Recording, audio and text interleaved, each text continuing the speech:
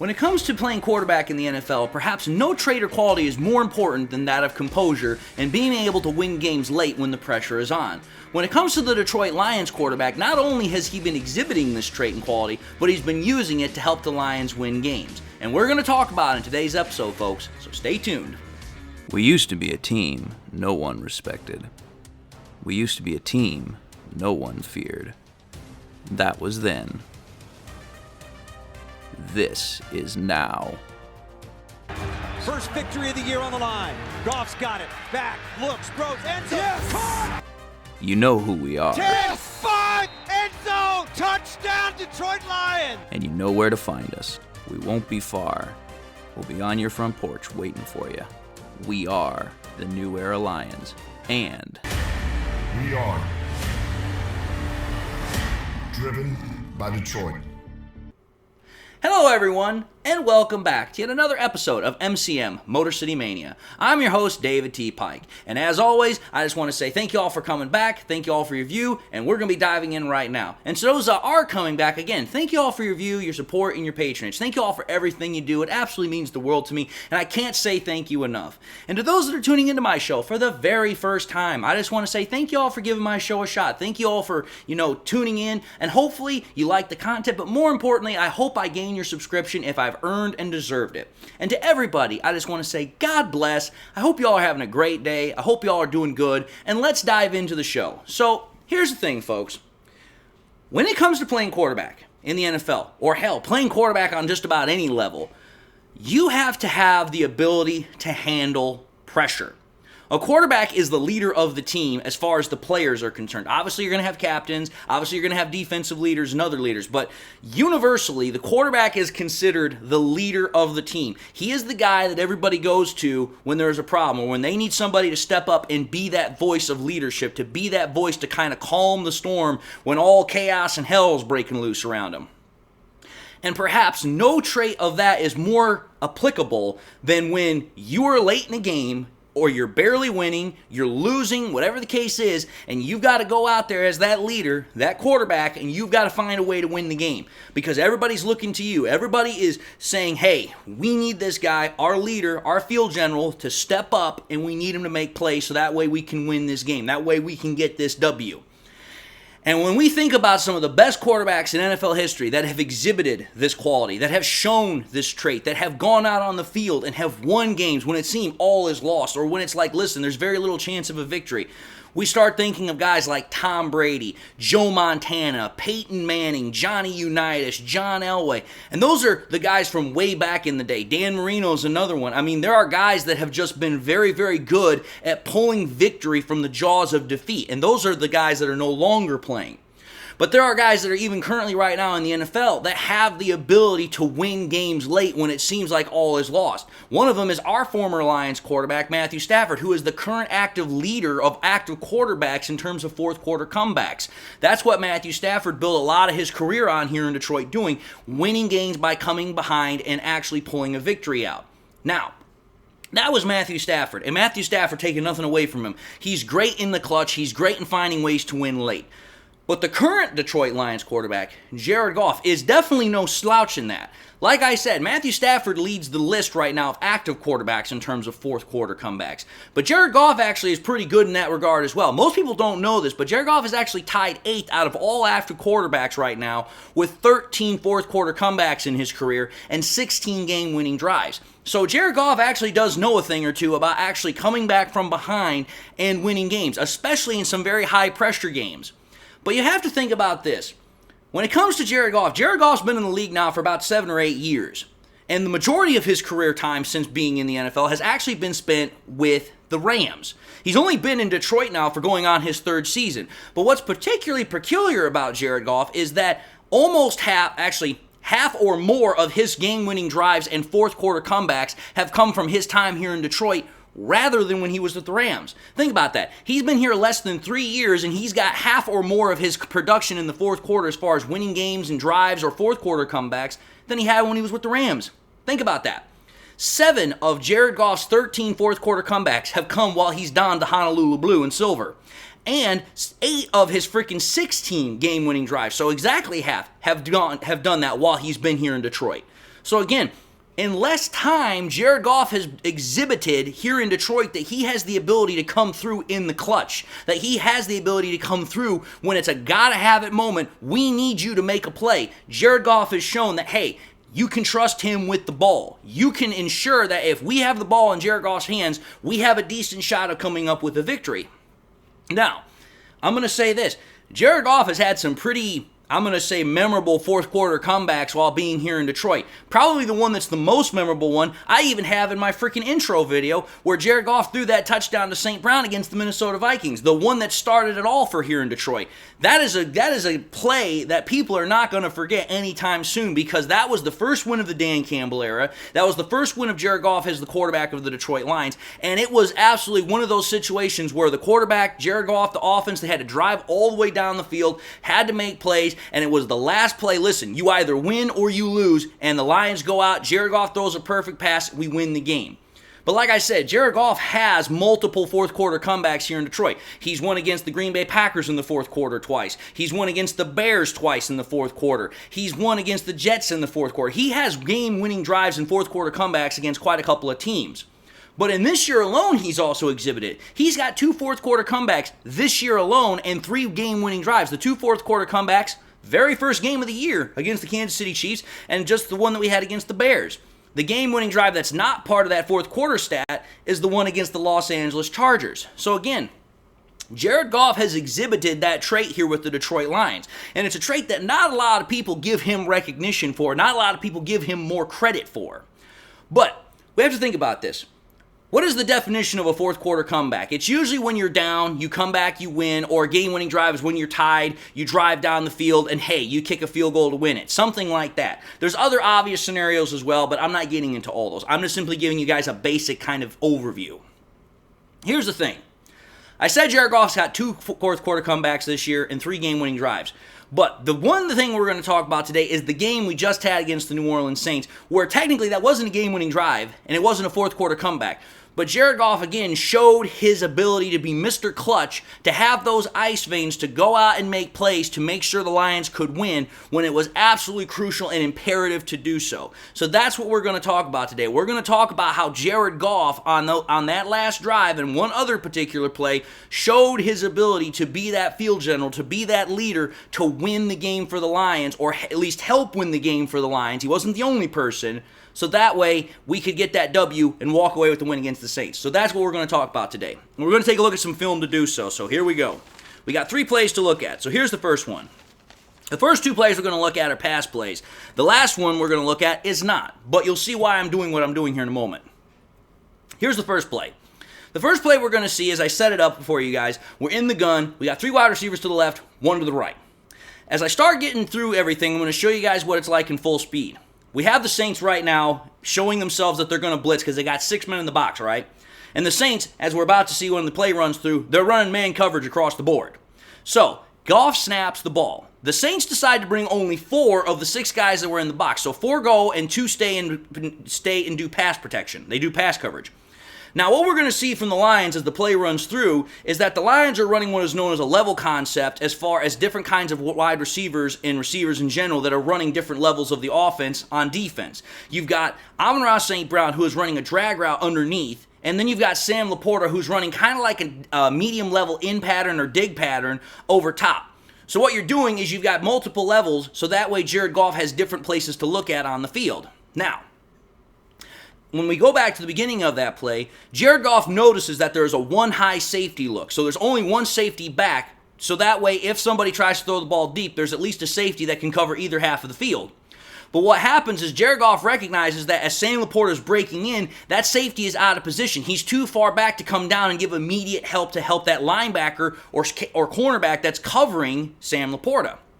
So as soon as Laporta breaks in, Jared Goff throws the ball, and he gets it to Sam Laporta. It's a big conversion of a 3rd down late in the game. Now, I'm going to say this. Jared Goff got the ball out on time. The problem is it was slightly behind Sam Laporta, so that's something that Jared Goff could have done at least a little bit better, is getting the ball in front of Sam Laporta, making it a little bit easier of a catch. But the point of the matter is the ball was on time, Sam Laporta caught it, big conversion of a 3rd down, kept the drive going, which took more time off the clock, which further limited the Saints' ability to win. Now, I'm going to make a little side note here. I'm going to show you guys a still frame of this so that way you guys can see this. When Jared Goff threw this ball to Sam Laporta was literally the only person open. Because I've heard people say that, oh, Jared Goff doesn't look and see other people. Take a look at this still frame. When I say that Sam Laporta was literally the only person open, take a look at this. He was the only person open. St. Brown is double covered. Freaking Josh Reynolds is covered tight. J-Mo is covered tight. Nobody else is open save Sam Laporta. Again, this is a quality that a lot of people don't give Jared Goff credit for, is that he's able to read a field very quickly and is able to make the throw and find the open man. Now, I'm not saying Jared Goff finds the open guy every damn single time. No quarterback does that. But Jared Goff finds the guy more often than not. The second thing I want to talk about here is this other play, which happened 3 plays later, which in essence iced the game completely. In this play, we've got Jared Goff in a single back with 3 wide receivers and 1 tight end. Again, I'm going to give you guys a little bit of a kind of a description of what's going on before I run the play through. So, what happens? Goff is going to snap the ball. The Saints are going to blitz by bringing 5 players. Well, as Goff snaps the ball, this is a designed play-action play. It's a designed play-action throw. What we see here as soon as Goff snaps the ball is the protection almost immediately starts to break down because left guard Jonah Jackson is instantly beat inside quickly. Well, what Goff does is he recognizes that the protection is breaking down inside, so he sidesteps to his left and then starts to climb the pocket so that way he can extend the play a little bit. The problem is that as he's extending the play and stepping back up into the pocket, Saints quarterback Jordan Howden is literally waiting there for him. So all Goff can do at this point is like, okay, I've got to get rid of this ball and I've got to try and make this play happen. So what Goff does is he makes an off-platform throw also while taking a hit. Now, that's what the play does. Now, as I'm going to show here, the only 2 options are that freaking St. Brown is open and freaking Josh Reynolds is open. The problem is that St. Brown is so far down the field, Goff's not going to get this ball to him and allow it to have enough mustard so that way it's a completable pass. I don't think completable is a word, but it's a completed pass all the same. You know what I'm trying to say here. So the only option that Goff has is to throwing it to Josh Reynolds. Now, Josh Reynolds is running a drag underneath while St. Brown is kind of running a mid-level crossing pattern. Now, I just want to show you guys all this kind of from the front frame view. When you see what happens here, Goff is literally, his arm is like only halfway through the throw as he's getting hit. So he's getting hit mid-throw, but he gets it out with just enough ability to get it to Josh Reynolds, who then completes the catch and then is able to pick up the first down. It might not be the most accurate throw, but when you're throwing off platform and you're getting hit squared in the chest and your arm can't even fall all the way through, the completed throw is all you're looking for here. But I want you guys to notice something here as I run this through slow motion, that front side view. Notice what happens as Goff is climbing the pocket. He's got both hands on the football, so that way nobody can try and swipe the ball from him as he's climbing the pocket. But also notice his eyes. His eyes are upfield. This is pure one-on-one quarterback technique. This is about taking care of the ball, taking care of the football, and also making sure your eyes are downfield to see if somebody's open. So again, this is what happens when a quarterback is locked in. They're having that composure when all hell's breaking down around them, and they're able to maintain their cool under pressure. Again, something that Goff does not get enough credit for, because here he not only evades the pressure, he extends the play, he throws off platform, and he gets the throw out while taking a hit. Something that Goff does not get enough credit for, in my opinion. But again, that's what Goff does. On 2 very crucial third downs, he steps up, he makes big time throws to extend the drive so that way the Lions can win the game. Now, those are the throws. I wanted to throw this in as well because this is rather interesting here. We're going to go back to the Jameson Williams end-around touchdown that was also in the fourth quarter here. So I want to show you guys this.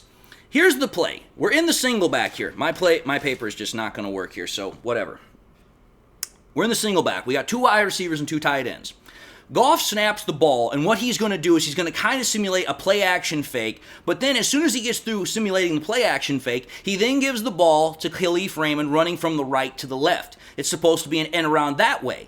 But again, it's a double end-around fake, which allows Jameson Williams coming the other way to get the ball from Khalif Raymond. Now, I want you guys to pay a close attention here to 2 specific players. The first player, obviously, in this situation, since we're talking about it, is Jared Goff. Notice what Jared Goff does. Most quarterbacks in a play like this, they kind of make sure to stay the hell out of the way because they're not trying to get hurt or do anything. Not Goff. He actually gets himself in the play. He actually puts himself in the play by helping seal a block with Brock Wright, so that way Jameson Williams can make sure he has a clear path to get into the second level. Because if you take a notice, until Goff kind of got over there, that guy was kind of coming out from that block from Brock Wright to where he could have made a play on Jameson Williams, or at the very least altered his path to somebody else could make a play. But Goff steps in, makes a block, not the greatest block in the world, but still a block, so that way that guy can't just get through and affect Jameson Williams. That's the first person we need to take a look at. But the second person to take a look at tackle Penei Sewell. He is all the way down the field, already getting set up for when Jameson Williams is going to be going into the end zone to provide him safe passage into the end zone. And he's doing that with center Graham Glasgow. So again, what you're seeing here is that the protection not only from Jared Goff is showing up, which is again what a leader does, he puts himself in a position to help the team out, but you're seeing players like Graham Glasgow, you're seeing players like Penei Sewell in times where they've got to have this play to work. They are stepping up, they're making plays that are much more difficult than what they look like. Because I'm going to tell you this right now. For a 300-plus pound man to be running down the field, setting up a block for a person as fast as Jameson Williams, I'd like to see most people try to do that. It ain't that easy. But again, what you're seeing here is that this team, in gotta-have-it moments, will find a way to make it work. It may not be the prettiest, but it's going to happen one way or the other. It's just got to be something that is actually executed to perfection. And this is a play that was executed to perfection with everybody getting involved, from the quarterback to from the linemen, the wide receivers, running back, the whole kit and caboodle. But anyway, I wanted to show this whole thing because, again, kind of getting back to Goff here, because I wanted to show that because of Goff's blocking ability and step in, but I also wanted to show it because it was a really cool play. But the whole point of the matter is this. Whether it's Goff, which is who I was primarily talking about with this episode, or whether it's the whole team, when the pressure is on, the team, Goff, they step up and they make plays happen. Because here's the thing. Goff is the one I talked about primarily with those plays and those throws. But again, the wide receivers had to make the catches. That was a hard catch by both Josh Reynolds and also by Sam Laporta. They've got to make the catches. The protection, to a certain extent, also gets some credit because they made sure that Goff was protected at least long enough so he could get the throw off. That's my whole point. While I am saying that Jared Goff has exhibited that clutch factor, he is exhibiting that ability to handle pressure and chaos and be able to make something work out of it, it's still a team effort. The offensive line, the wide receivers, the running backs, they all get part and parcel to the credit, even though when it comes to whoever is talking about the clutch factor, it's usually the quarterback that gets the primary recognition. But that's what I wanted to talk about here, is that I think even though there's been a lot of negativity about how the Lions won that game, there are some positives to still take away from it. Because I know some people are just saying, hey, David's just being a Debbie Downer. He's not being grateful. No, I am being grateful. Again, I'm just being a realist. There is a difference there. I'm not just going to be an optimist all the damn time, but I'm also not going to be a pessimist. I'm going to be a realist. I'm going to talk about the facts, the reality of the situation for what it is. But anyway, having said all that, I'm now going to sign off for this episode, and I just want to say thank you all for watching in another episode of MCM Motor City Mania. If by chance you like what you saw, by all means, I want to highly encourage y'all to watch the next episode I got coming at the end of this one. I also want to encourage y'all, please, to do one of these three things: like, comment, and subscribe to the channel. If by chance you've subscribed in the past and you forgot to do so at the time, or you just subscribed and you've not had a chance to do so, first and foremost, again, please, I highly encourage y'all to subscribe to the channel. It really helps me out. But also, make sure you turn on that bell notification icon as well, so that way you never miss any more content that I'm pushing out. Again, we want to make sure you guys keep coming back. The best way to do that is turn on that bell notification icon, so as soon as I push something out, you always know when it's out there. I also want to encourage y'all, share this content to your Lions friends and family members. Share it to anybody and everybody you know. Share it to anywhere and everywhere you can. Whether it's on YouTube, whether it's here on YouTube, whether it's on Twitter, whether it's on Facebook, it helps me out. And I'm ever so thankful for every single share that I can get, because it brings more people into the show, and I'm thankful for that as well. And with that having been said, I just want to say to everybody again, thank you all for watching the content. Thank you all for your view, your support, and your patronage. And if I just gained your subscription, again, thank you all for your subscription. And I want to say welcome to the family. But if I've not yet gained your subscription, hopefully you'll come back and I'll get another chance to do so. Subscription numbers are always going up. We want to keep it that way. And until the next time we meet, I just want to again say thank you all for what you do. God bless. And until the next time we meet, I'll see you all in the next episode.